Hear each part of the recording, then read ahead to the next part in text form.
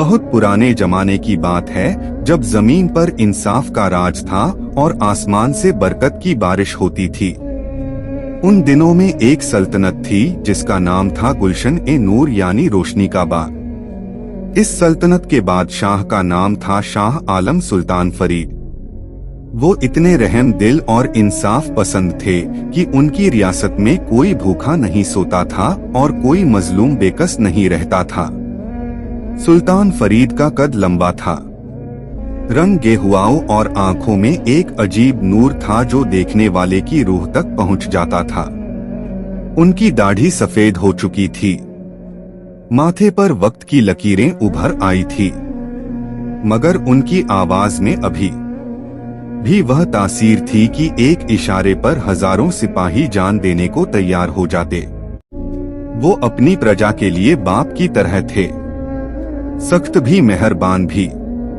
सुल्तान फरीद की शहजादी यानी उनकी मलिका बहुत पहले इस दुनिया से कच कर चुकी थी।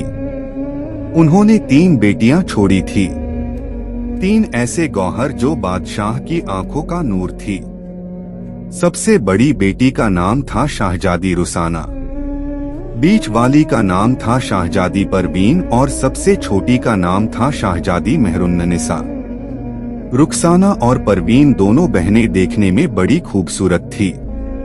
रुखसाना के बाल काले और घने थे, जैसे रात की चादर। उसकी आंखें बड़ी बड़ी और तिरछी थी, जैसे किसी शायर की गजल में तशबीह दी जाती है। वो जब चलती तो ऐसे लगता जैसे हवा में परी तैर रही हो। परवीन का रंग दूध जैसा सफेद था और होठ गुलाब की पंखुड़ी जैसे। उसकी हंसी में एक जादू था जो सुनने वालों को मोहित कर देता। मगर यह दोनों बहनें जितनी बाहर से खूबसूरत थी, अंदर से उतनी ही खोखली थी। उनके दिलों में दौलत का लालच था, तख्त का मोह था और अपनी छोटी बहन से जलन थी। यह दोनों हमेशा से चालाक रही थी, अपने वालिद के सामने मीठी बातें करती, मगर पीठ पीछे अपनी ही मर्जी चलाती। महल की खिदमतगार औरतें इनसे डरती थी, क्योंकि जरा सी गलती पर यह सजा दिलवा देती। और फिर थी मेहरुन्निसा, वो तीनों में सबसे छोटी थी, उम्र में 16 बरस की। उसका चेहरा भी हसीन था, मगर वो कभी आईने में ज्यादा वक्त नहीं गुजारती थी।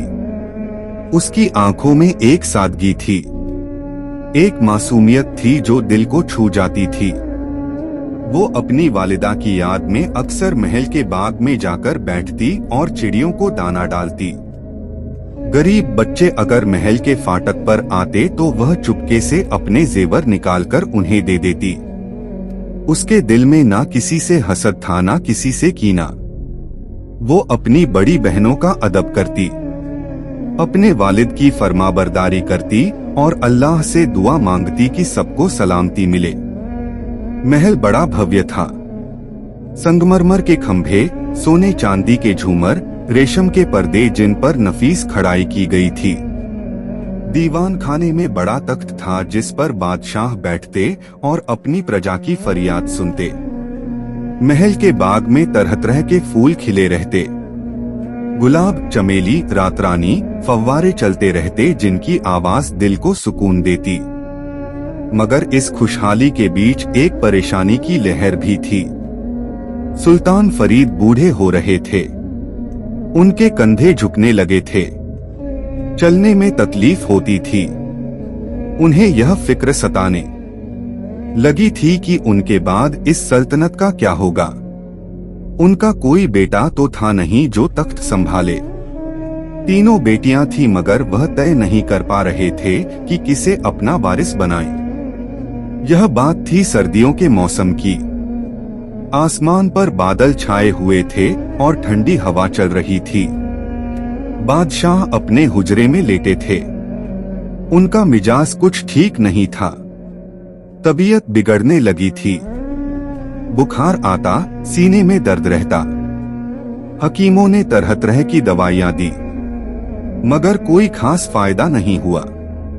एक रात जब चांद आसमान पर पूरी तरह निकल आया था, बादशाह ने अपने वजीर को बुलाया। वजीर का नाम था नसीरुद्दीन, एक बूढ़ा मगर अक्लमंद शख्स जो सुल्तान के बचपन से उनका साथी था। उसकी सफेद दाढ़ी सीने तक लटकती थी और आंखों में तजुर्बे की गहराई थी।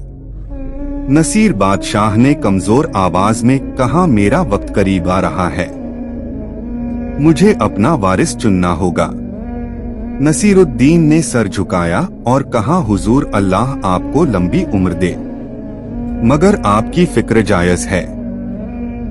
आपकी तीनों बेटियां हैं, आप किसे मुनासिब समझते हैं? बादशाह ने एक लंबी सांस ली।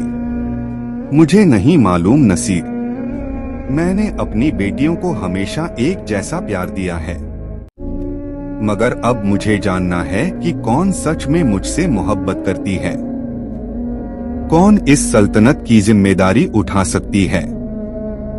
मैं उनका इम्तिहान लेना चाहता हूँ। वजीर ने सोच में पड़कर कहा, तो हुजूर आप उन्हें बुलाइए और खुद उनसे पूछिए, दिल की बात जबान पर आ ही जाती है। बादशाह ने हामी भरी। अगले दिन सुबह जब सूरज की पहली किरण महल की खिड़कियों से अंदर आई, बादशाह ने हुक्म दिया कि तीनों शाहजादियों को दीवान खाने में बुलाया जाए।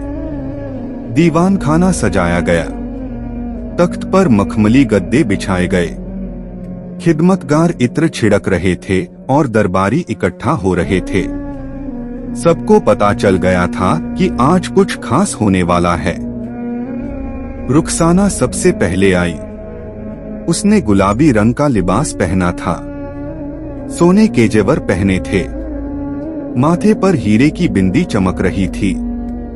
वो धीरे धीरे चलती हुई आई और तख्त के सामने झुककर अदब से खड़ी हो गई। फिर परवीन आई।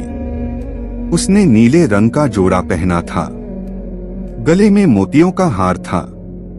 वह भी अपनी बड़ी बहन के बराबर खड़ी हो गई। और आखिर में मेहरून निसा आई। उसने सादा सफेद कपड़े पहने थे, सिर पर एक हल्की दुपट्टा था, कोई भारी जेवर नहीं, सिर्फ कानों में छोटी छोटी बालियां। वो दोनों बहनों से थोड़ा पीछे खड़ी हो गई।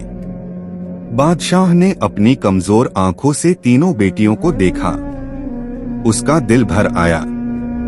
वह याद करने लगे कि कैसे इन्हें गोद में खिलाया था, कैसे यह रोती थी तो सारी दुनिया भूल जाते थे। मगर आज यह बच्चियां नहीं रही थी। आज यह बड़ी हो चुकी थी और उनमें से किसी एक को यह सल्तनत संभालनी थी।